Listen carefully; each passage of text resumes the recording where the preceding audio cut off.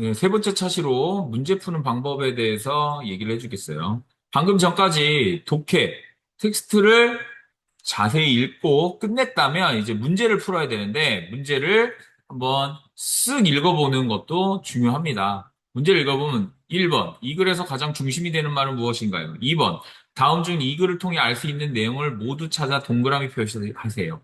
3번, 다음 중 물물교환의 불편한 점이 아닌 것은 무엇인지 찾으세요. 4번 이 글을 읽고 보기에 대해 적절하게 말한 친구는 누구인가요? 이런 답을 찾으면 되는데 어떤 친구들은 되게 문제를 잘 푸는 친구도 있고 좀 힘들어하는 친구도 있어요. 그러면 문제가 왜 그러냐? 문제 종류는 이런 독해 문제 지금 두 종류가 나와요. 사실은 국어에서는 세 가지 문제가 나올 수 있지만 사실 그 첫 번째는 사실, 두 번째는 추론, 세 번째는 평가 질문이 나오는데 평가 질문은 시험에서는 잘 나오지 않습니다. 왜냐하면 이 평가 질문은 사람마다 답이 다 다르게 나와요. 왜 그러냐면 만약 당신이라면 어떻게 행동했을지 쓰세요. 이거는 사람마다 가치가 다르기 때문에, 생각이 다르기 때문에 답이 다 다르게 나오겠죠. 이거는 점수를 매길 수가 없어요. 따라서 참이냐 거짓이냐를 찾는 훈련, 분석적 훈련을 하는 이 독해 문제에서는 사실 질문 아니면 추론 질문을 하게 됩니다. 사실 질문은 무슨 질문이냐? 예를 들어서 어떤 질문이냐? 텍스트 안에서 답을 찾을 수 있는 질문은 사실 질문이라고 해요. 여기서 보세요. 1번. 이 글에서 중심이 되는 낱말. 여러분 보면 중심이 되는 낱말 뭘까요? 그죠? 물물교환이죠. 그쵸? 이런 식의 질문을 사실 질문이라고 합니다. 또는 2번 문항처럼 이 글을 통해 알 수 있는 내용을 모두 찾으세요. 라고 했을 때 이런 식으로 텍스트 안에서 찾을 수 있는 질문을 사실 질문이라고 해요. 그럼 이 훈련을 계속 하다 보면 아, 맞아. 내가 이 부분에서 읽었지. 내가 이 부분에서 답을 찾으면 되겠지라고 빨리 찾아내는 것이 사실 질문을 잘할 수 있는 방법이에요. 그 다음 이제 하나 더는 추론 질문인데, 여러분이 이제 기본적으로 텍스트에 있는 내용 중에서 뭘 찾으면, 야, 이 텍스트에서 물물 교환에 대해서 이야기가 나와 있는데, 그러면 어떤 물물 교환을 했을 때 가장 유리할 것인가? 왜 유리한 것인가에 대해서 여러분의 기본적인 배경 지식을 가지고 일반적인 생각을 물어보는 질문을 하게 되는 게 추론 질문이에요. 그러면 선생님이 여기 이 빠작에 있는 경제 공일에서 선생님 생각에는 이 세 가지는 뭐냐? 사실 질문이에요. 요거는 추론 질문이에요. 그런데 여러분이 이걸 판단할 수는 없잖아요. 그런데 어떤 것만 찾으면 되냐면, 이 1, 2, 3번은 빨리 텍스트에서 뭘 찾으면 되겠다? 답을 찾으면 되겠다. 이 4번은 좀 더 내 생각을 생각하고 이거는 어떤 의도로 문제를 만들었는지 생각하고 문제를 풀면 실수가 좀 적어질 겁니다. 이것을 계속 반복하는 훈련을 여러분한테 필요해요. 그럼 이제 문제를 하나씩 풀어보겠어요. 보자. 자, 이 글에서 중심이 되는 낱말은 무엇이냐? 여러분, 아까 답 나왔죠? 네, 물물교환입니다. 물물교환. 화폐, 뭐, 경제활동 비슷하긴 하지만, 관련 없는 것들을 싹 지우고, 화폐? 중심이 되는 낱말 아니에요. 이 다음 이야기가 화폐가 나올 수는 있겠지만, 이런 건 아니란 말이에요. 경제활동? 중요할 것 같지만, 결국은 이 글은, 모든 글은 뭐에 대한 이야기냐? 네. 물물교환에 대한 이야기. 요렇게 판단을 내릴 수 있어야 됩니다.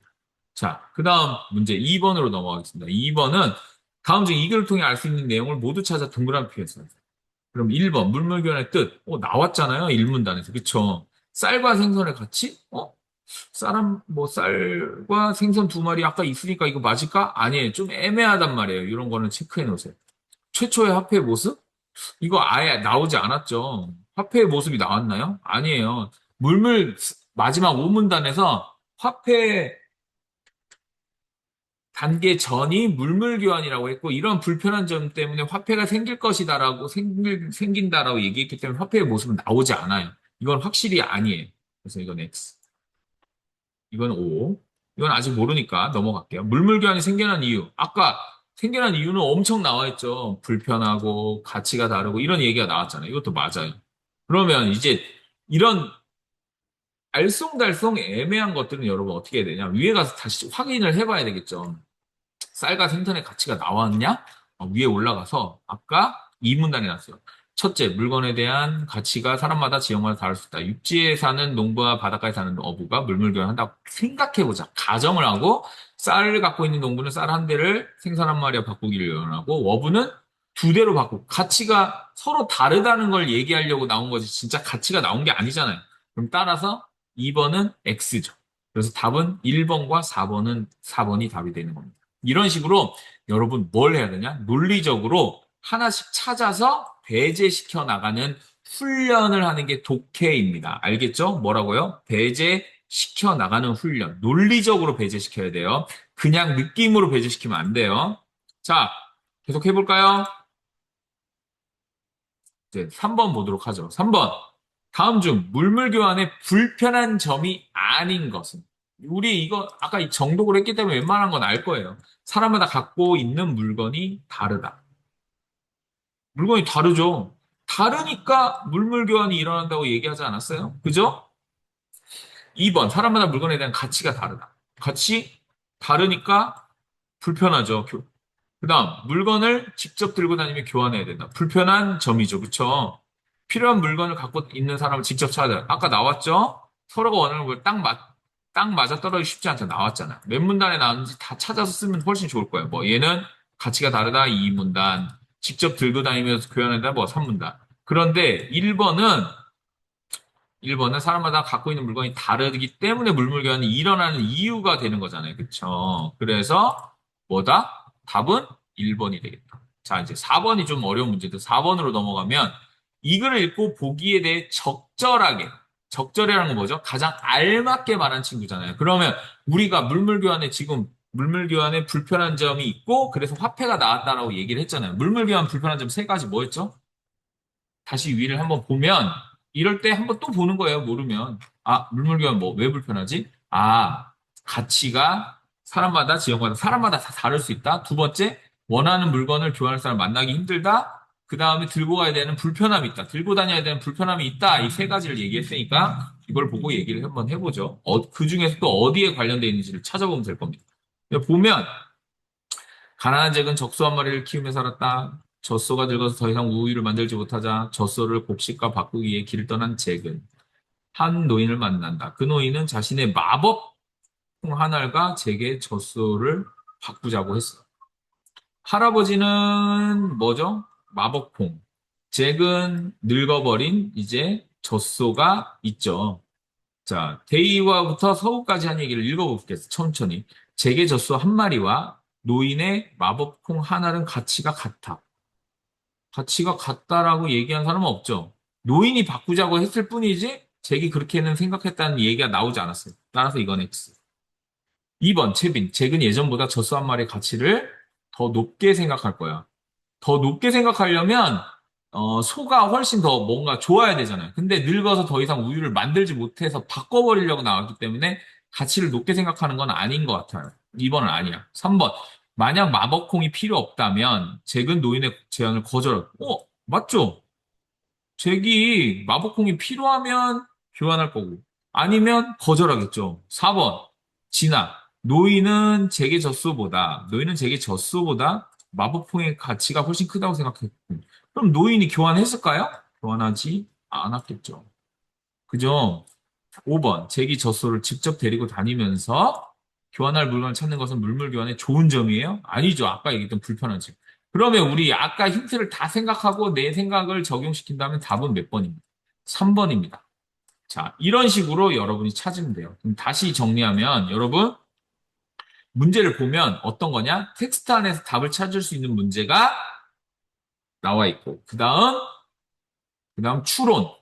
여러분이 논리적으로 어떤 기본적으로 텍스트에 나온 사실을 바탕으로 여러분의 생각을 합리적으로 적용할 수 있는지를 묻는 질문이 나온답니다. 네, 이런 식으로 여러분이 문제를 천천히 찾아보는 훈련을 하면 돼요. 알겠죠? 다시, 그럼 마지막으로 정리합니다. 여러분, 훑어 읽고요. 그 다음, 뭐 하세요? 어려운 단어를 한번 찾아보세요. 그 다음 정독하세요. 정독하고 밑줄 중심 문장이다. 밑줄을 치고 이 이야기는 어떤 이야기를 하고 싶구나를 깨닫게 되고 나서 문제를 풀으세요. 문제를 풀고 텍스트 안에서 찾을 수 있는 질문이냐, 아니면 내가 좀 더 논리적으로 해석을 해야 되는 문제인지를 구분을 하면서 천천히 풀어보고 하나씩 지워 나가는 거예요. 논리적으로 배제시켜 나가면서 훈련을 해보세요. 이게 지금 3학년 때는 좀 어려울 수 있어요. 근데 하다 보면 어느 순간 익숙해진답니다. 그럼 비슷한 이런 게 어떻게 나오냐? 예를 들어서 경제 02에 텍스트가 나오면 보세요. 제목에 어울리도록 알맞은 두 글자로 쓰세요. 그러면 이것들은 제목이니까 여기 중심 낱말 중에 하나를 쓸 거란 말이에요. 이것도 사실적 질문이에요. 내용이에 이것도 똑같은 비슷한 유형의 문제죠. 텍스트 안에서 내용에 맞는 걸 찾는 거란 말이에요. 또 내용에 다음 중 기업의 역할에 해당하지 않는 것, 해당하는 것과 해당하지 않는 것을 논리적으로 찾으면 되겠죠. 추론하기 나오죠. 이 글의 내용으로 보아 니은의 구체적 의미는 무엇이냐? 이 글의 내용을 기반으로 여러분이 논리적으로 어떻게 생각하는지를 물어보는 문제예요. 전부 모든 문제는 이런 식으로 낸답니다. 그러니까 여러분 차분하게 풀다 보면 여러분 독해의 전문가가 될 수 있어요. 단, 첫 번째는 내가 잘 푼다고 해서 빨리 푸는 게 중요한 게 아니라 텍스트를 먼저, 지문을 먼저 읽고 문제를 천천히 배제시켜보는 훈련을 하다 보면 여러분이 실력이 늘 수가 있다는 점 얘기를 드리고 싶어요. 네, 이상 마치도록 하겠습니다.